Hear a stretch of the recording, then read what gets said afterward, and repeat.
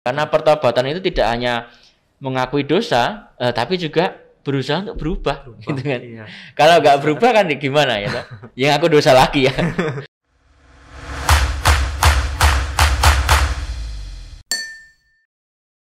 Halo Sobat Katolik, selamat datang dalam podcast Minggu Prapaskah yang kedua bersama dengan saya Henry. Pada Minggu Prapaskah yang pertama, kita telah bersama-sama berdiskusi dan berefleksi bersama dengan Eci dan Romo terkait dengan masa puasa dan pantang selama masa Prapaskah. Nah, pada Minggu kedua ini kita akan kembali bersama berefleksi untuk membahas tema pertobatan selama masa Prapaskah ini. Saat ini saya sudah bersama dengan salah seorang frater dari Serikat Jesuit. Mungkin frater dapat memperkenalkan diri terlebih dahulu kepada sobat-sobat Katolik yang ada di rumah. Baik, Henry dan juga sobat Katolik semuanya, perkenalkan, nama saya Deo. Saya seorang frater Jesuit yang sekarang belajar teologi di Sanata Dharma juga. Oh, di Sanata Dharma. Dan saya tinggal di Kolese Santo Ignatius Loyola, ya. Itu di belakang gereja Kota Baru, Yogyakarta. Di belakang Kobar ya, Frater? Ya, betul.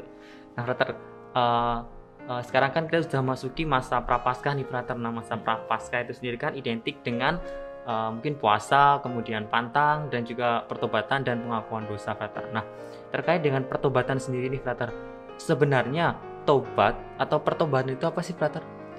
Tobat ya, bagi saya tobat itu adalah usaha saya untuk selalu dekat dengan Tuhan gitu ya. Usaha saya untuk selalu mengikuti Yesus gitu. Karena dalam hidup ini saya merasa mengikuti Yesus itu kan jatuh bangun gitu ya. Kayak kita mencintai seseorang itu kan selalu ada jatuh bangun gitu ya.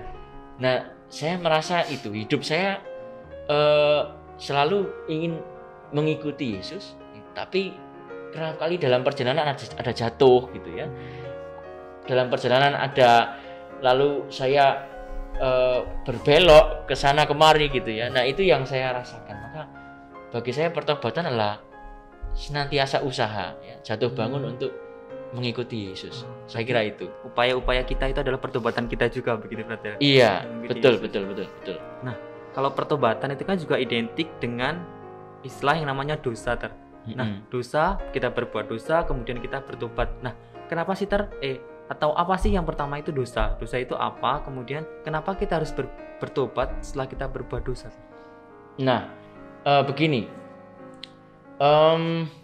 Hal pertama yang perlu kita sadari, syukur-syukur kita rasakan dan kita alami secara personal adalah bahwa Yesus itu mencintai saya gitu ya. Yesus begitu mengasihi saya secara personal. Aku, kamu gitu ya, masing-masing dari kita.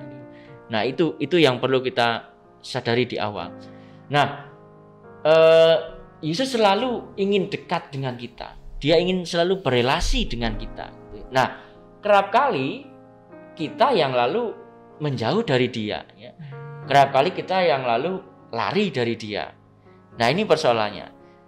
Nah, segala tindakan yang kita lakukan, pilihan yang kita buat ketika kita menjauh dari Allah, nah itulah dosa. Gitu ya. Itu dosa. Dan lebih daripada itu, seperti yang saya katakan tadi soal tobat, ya kita lalu memandangnya pada Yesus itu. Nah, ketika kita tidak sejalan dengan Yesus, kita tidak sepikir dengan Yesus, tidak sehati dengan Yesus, kita tidak bertindak seperti Yesus bertindak. Nah, itu juga bisa kita renungkan ya, sebagai dosa juga. Berarti kalau ada perbuatan kita yang justru menjauhkan kita dari Tuhan, dari Yesus, itu berarti kita termasuk berbuat dosa. Nah, ya, betul. Secara sederhana itu. Kalau mengenai batasannya sendiri nih, Ter, ada nggak sih, Ter, sebuah perbuatan, tadi kan sudah dijelaskan untuk perbuatan kita yang kita menjauh dari Yesus itu adalah sebuah perbuatan dosa. Nah, ada nggak sih, Ter, batasan-batasan lain selain itu yang ternyata kita juga berbuat dosa begitu selain kita menjauh dari Allah? Iya, kita tentu mungkin ini ya pernah dengar tentang 10 perintah Allah pasti ya. Lalu ada 7 dosa pokok ya. Ada dosa ringan, ada dosa berat ya. mungkin itu bisa membantu memberikan pedoman juga gitu ya. Ini dosa apa enggak itu kan jelas gitu ya. Nah, bahkan zaman dulu tuh orang kalau ngaku dosa katanya itu ini saya dengar cerita katanya kalau ngaku dosa menyebutkan cuman gini, dosa nomor 4 3 kali misalnya gitu ya. Ini contoh aja gitu ya. Seperti itu gitu ya. Nah, tapi saya kira kita kembali ke awal bagaimana pengalaman kita dicintai dan kita mau mengikuti Yesus itu gitu loh. Jadi memandangnya selalu pada pribadi Yesus Kristus ini. Kalau dia misalnya mengampuni orang yang berdosa atau mengampuni orang yang melukai dia, nah kita berkaca apakah kita selama ini juga mampu mengampuni orang yang menyakiti kita gitu misalnya. Nah itu juga bisa kita berkaca berefleksi apa dosa itu dari situ gitu ya. Jadi ini ada aspek personal juga, saya Tuhan dan sesama. Berarti begitu bisa juga melalui sesama begitu, Brother. Iya, jadi dosa itu kadang-kala tidak hanya soal saya dan Tuhan, tapi juga ini sosial juga itu, sesama juga, gereja juga gitu. Kita melukai gereja juga, nggak hanya melukai Tuhan, melukai sesama gitu. Wah, nanti kalau terkait dengan pertobatan kembali nih, pengalaman pribadi saya ketika saya mengaku dosa, mungkin begitu ketika masa Prapaskah, kemudian masa Advent. Nah, saya itu selalu mengungkapkan suatu dosa itu yang sama. Istilahnya mungkin seperti monoton begitu, Brother. Jadi ketika untuk pertama kali saya mengaku dosa, saya menyebutkan dosa saya A, B, C begitu mungkin istilahnya. Kemudian ketika kedua kali juga sama A, B, C. Nah, pola-pola seperti ini terdosa-dosa yang muncul secara berkelanjutan atau yang sama begini. Apakah ketika saya mohon pengampunan, ketika saya bertobat, apakah akan tetap diampuni? Oke, pertama gini, dosa yang sama ya. Mungkin kita bisa belajar dari Ignatius Loyola, ya, dia menulis latihan rohani.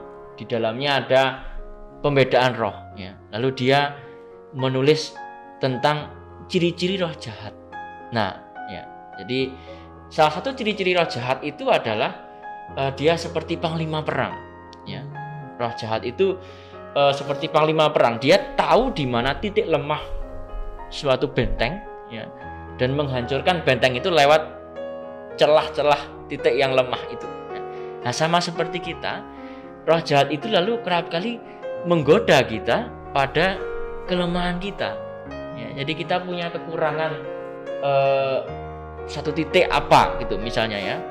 Nah, dia akan menggoda kita untuk selalu jatuh pada dosa yang sama itu.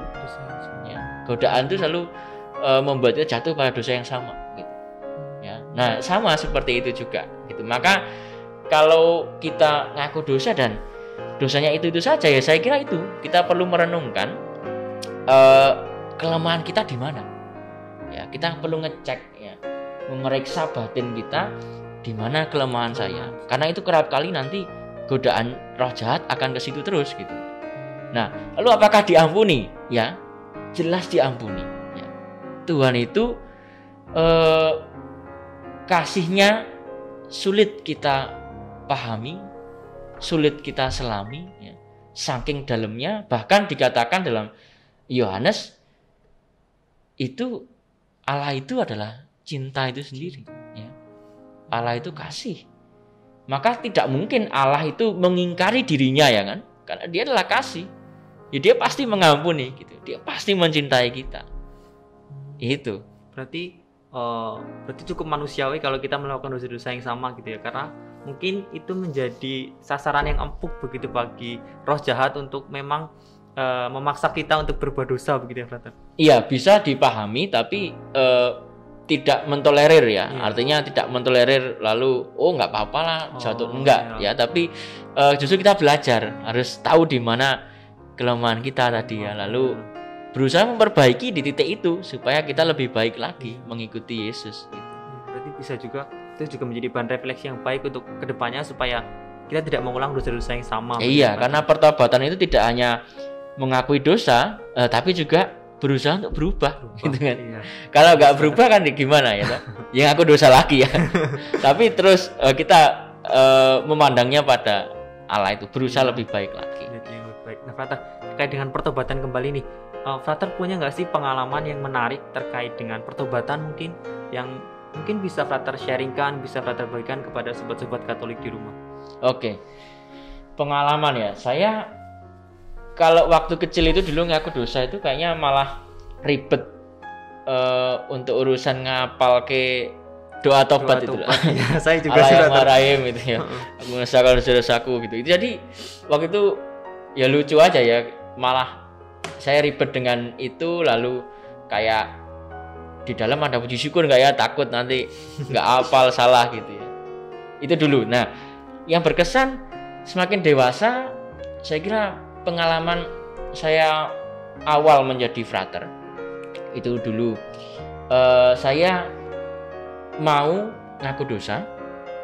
Saya janjian dengan seorang romo ya jam 10 gitu.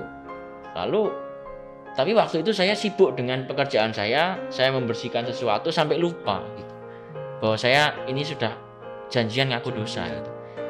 Lalu saya buru-buru ganti baju lalu langsung menuju ke tempat romonya. Nah, saya datang sudah dengan perasaan takut. Waduh, ini itu hampir setengah jam saya telat itu udah. Hampir setengah jam, lalu dengan perasaan takut itu saya datang ke sana, saya lihat romonya menunggu saya sampai ketiduran. Sampai nunggu saya sampai ketiduran itu. Wah, saya semakin gak enak lagi, perasaan saya semakin gak enak lagi. Wah, ini nanti gimana gitu ya. Sudah macam-macam pikirannya. Tapi lalu saya tetap datang, permisi romo gitu. Saya bangunkan, terus oh iya, kita mulai pengakuan dosa. Nah, di situ saya justru merasa saya dicintai betul gitu ya. Saya diampuni betul. Karena saya kan awal pasti ngomong loh, saya maaf romo telat gini-gini, terus itu lalu berujung pada dosa macam-macam gitu ya yang saya lakukan, yang sudah saya siapkan itu. Nah, romo ini menerima, dia berusaha memahami saya ya. Dan dia nggak marah gitu, nggak ada sedikit pun wajah marah gitu loh ya, yang atau kesel gitu, kecewa, nggak ada gitu. Saya justru di situ mengalami pengampunan yang sungguh-sungguh itu langsung gitu loh ya. Itu saya kira rahmat gitu. Jadi Allah mengampuni saya lewat sosok romo ini gitu. Nah, itu bagi saya mendamaikan gitu. Jadi saya selesai pengampunan dosa itu keluar dengan sukacita gitu. Damai begitu. Iya, itu rasanya luar biasa sekali. Itu pengalaman saya yang menarik ya tentang pengakuan dosa, pengampunan dosa juga.